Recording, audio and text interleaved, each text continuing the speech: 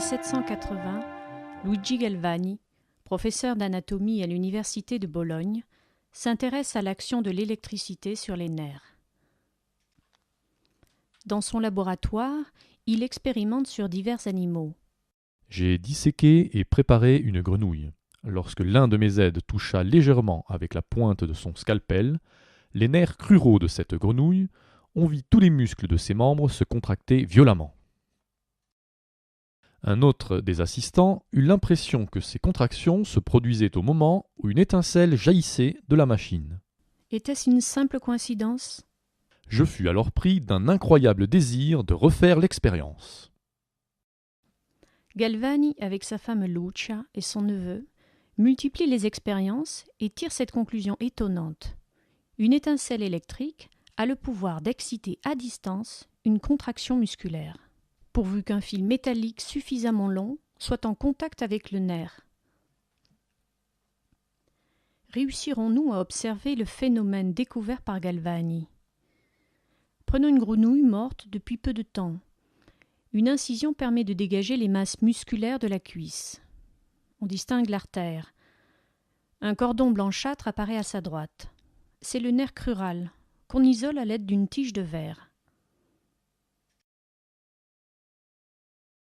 On peut provoquer une contraction musculaire en pinçant le nerf, c'est-à-dire par une stimulation mécanique. La réactivité du corps de l'animal est donc encore bonne. Pour produire les étincelles électriques, nous utilisons une bobine de Rumcore, de conception beaucoup plus récente que la machine électrostatique dont se servait Galvani. Un long fil de fer est mis au contact direct du nerf.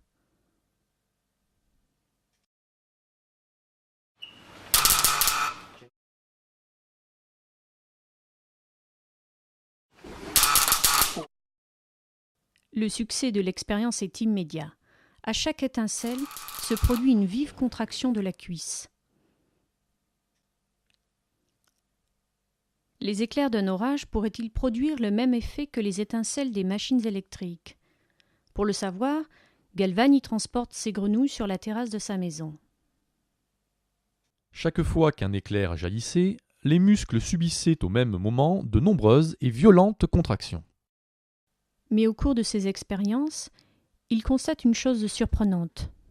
En l'absence de tout orage, une cuisse se contracte lorsque le crochet de cuivre planté dans sa moelle épinière est mis en contact avec la balustrade de fer sur laquelle est posé le membre. Il mène alors une série d'essais dans son laboratoire pour tenter d'y reproduire l'observation faite sur la terrasse. Des contractions se produisent chaque fois que le nerf et le muscle de la cuisse sont simplement mis en contact par l'intermédiaire de deux métaux différents. Plus aucune machine électrique dans les parages. On glisse une lame de zinc sous le muscle. L'extrémité d'une tige de cuivre recourbée est mise en contact avec le zinc. On approche du nerf l'autre extrémité de cette tige de cuivre et, à la surprise et à la joie des expérimentateurs, une vive contraction se produit dès que le cuivre vient toucher délicatement le nerf. Il ne s'agit pas d'une stimulation mécanique. En effet, si la tige de cuivre n'est pas en contact par son autre extrémité avec le zinc, on n'obtient aucune contraction. En 1791, Galvani écrit « Ces résultats provoquèrent en moi un grand étonnement et commencèrent à me faire soupçonner l'existence d'une électricité inhérente à l'animal lui-même. » Pour lui, c'est de l'animal que vient l'électricité qui, en se déchargeant à travers l'arc métallique, provoque le mouvement musculaire.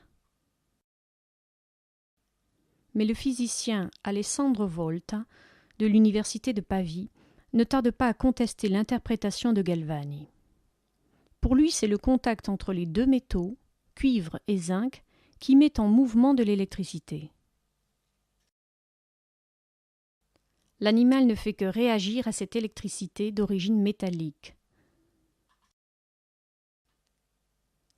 Électricité métallique ou électricité animale ? Expériences et contre-expériences nourrissent la controverse qui oppose les partisans de Volta à ceux de Galvani.